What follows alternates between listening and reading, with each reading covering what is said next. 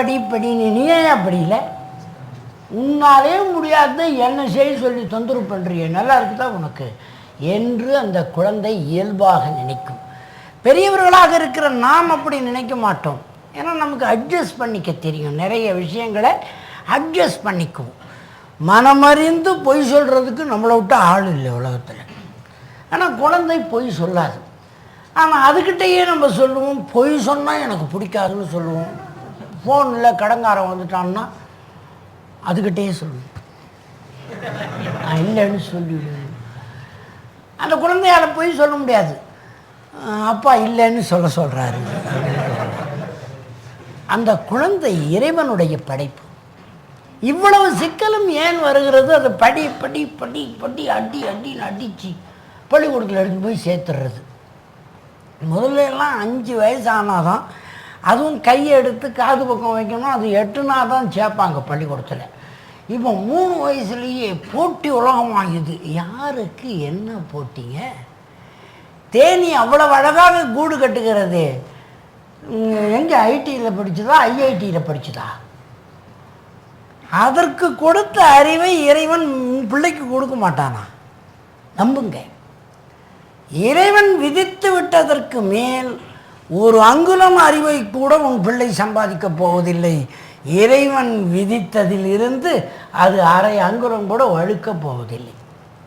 என்னதான் உருண்டு பிறண்டு இருக்கிறதுலையே பெரிய ஸ்கூலில் சேர்க்குறேன், பெரிய ஸ்கூலில் சேர்ந்தா கால் வலிக்க நடக்கலாம், வேறு ஒன்றும் பண்ண முடியாது.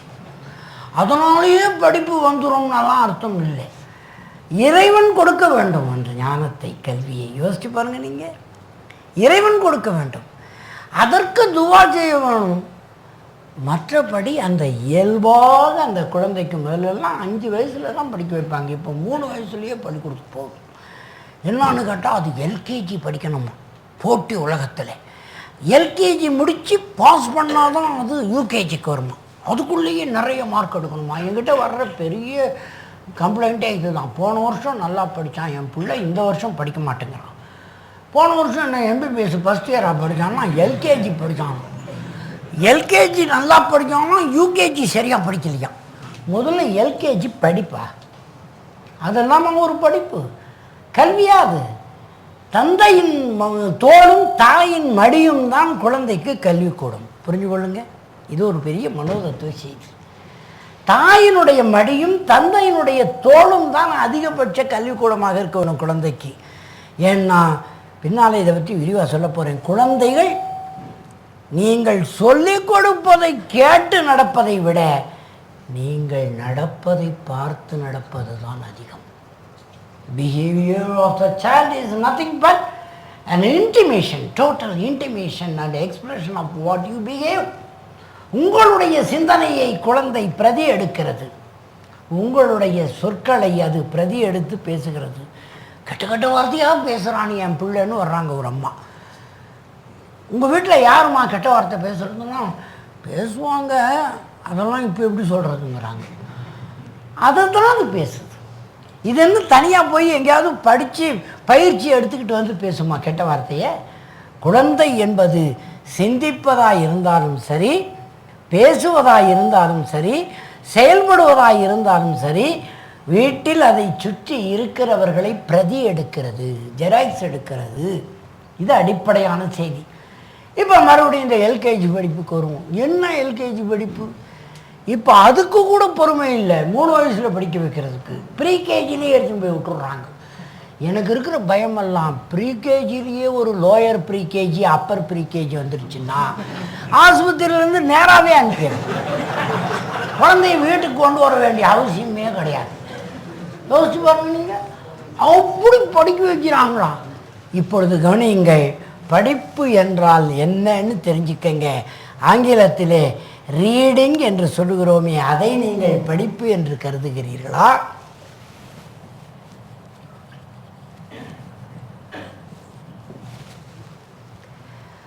அல்லது பொதுவாக எஜுகேஷன்னு சொல்கிறோம், இதில் ரீடிங்னு ஒன்று இருக்குது, ரைட்டிங்னு ஒன்று இருக்குது, தெரியும் உங்களுக்கு. இதைத்தான் நீங்கள் படிப்பு கல்வின்னு சொல்லிக்கிட்டு இருக்கிறீங்களா? ஒன்று. அல்லது தெரிஞ்சுக்கிறது, நோயிங் என்று ஒன்று இருக்கிறது இல்லையா? நான் ஆங்கிலத்திலேயே எழுதுகிறேன், தமிழில் சொல்லிக்கிட்டே வர்றேன், விளங்கி கொள்ளலாம் எளிதாக. நான் ரெண்டும் எழுதி கொண்டு இருக்கேன், நேரத்தை வீணாக்க வேண்டியதில்லை. ரீடிங் என்றால் படிப்பது, நோயிங் என்றால் தெரிந்து கொள்வது, ஸ்டடியிங்னு ஒன்று இருக்குது, அனலைஸ் பண்ணி படிக்கிறது, அதாவது ஆராய்ச்சி செய்து அது சரியா தப்பான்னு படிக்கிறது. நான்காவது லேர்னிங் என்று ஒன்று இருக்கிறது, கற்றுக்கொள்வது.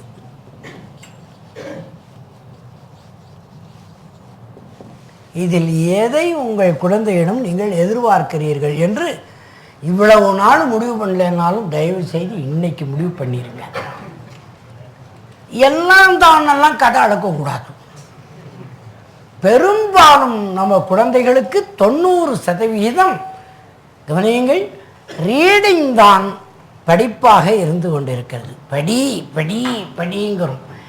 நீங்களும் தான் படிக்கிறீங்க. செய்தித்தாள் காலையில் எடுத்து பேப்பரை படிக்கிறீங்க. இன்றைக்கு காலையில் என்ன தலைப்பு செய்தின்னு நினச்சி பாருங்கள், ஞாபகம் வருதா? முந்தா நாள் படித்தது ஏதாவது ஞாபகம் வருதா? டிவியில் ஸ்க்ரோல் போச்சு, செய்தியை படிச்சிங்களே, பார்த்துட்டு வந்தீங்களே, இப்போ கொஞ்ச நேரத்துக்கு முன்னால் பார்த்தவங்களுக்கு கூட ஞாபகம் வருதான்னு பாருங்களேன், என்ன படிச்சிங்கன்னு. படித்தது நினைவில் நிற்காது. 7 மணி நேரத்திற்கு மேலே படித்தது நினைவில் இருக்காதுங்க. அதுதான் மனத்தினுடைய தன்மை. 7 hours தான் அதுக்கு.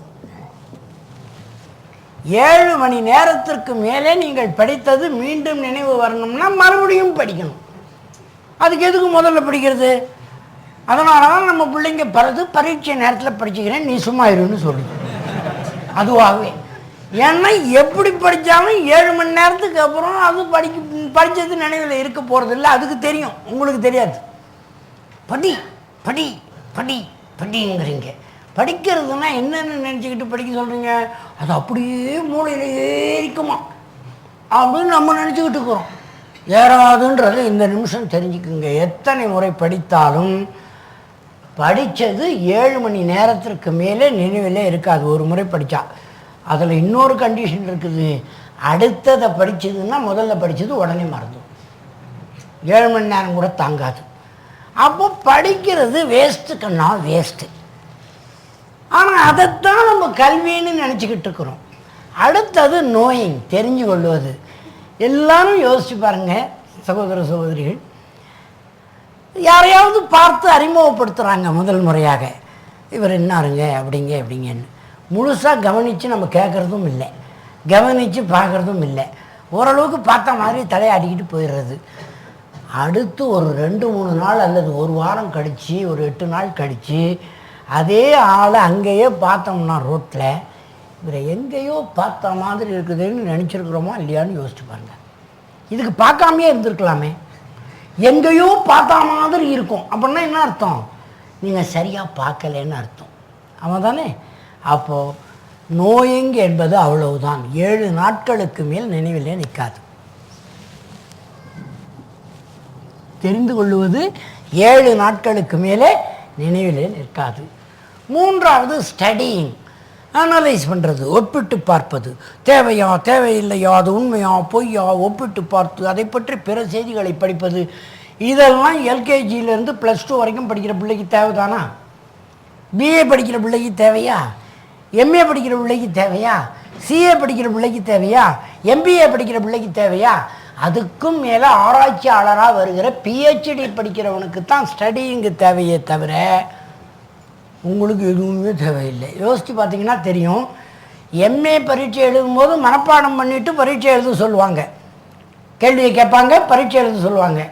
அதுக்கும் மேலே இருக்கிற பெரிய படிப்பு எம்ஃபில் பிஹெச்டி எல்லாம் இருக்குது. பிஹெச்டி எழுதும்போது எப்படி எழுத சொல்கிறாங்க? பார்த்து எழுதுங்கிறாங்க. எம்ஏவில் மனப்பாடம் பண்ணி எழுதுங்கிறாங்க.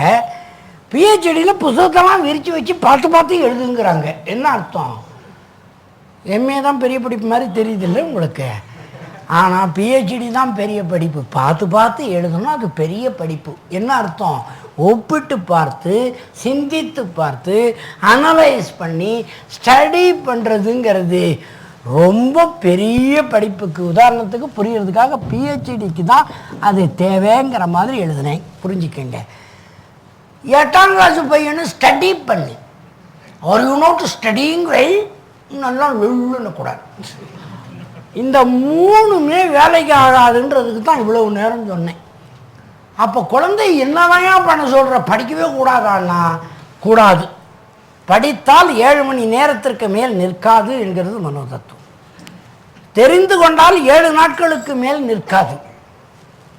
ஸ்டடியிங் ஆராய்ச்சி பண்ணுறதெல்லாம் பெரிய பிஹெச்டிக்கு தான் தேவை. அவங்களுக்கு திருப்பி தெரியவே தெரியாது.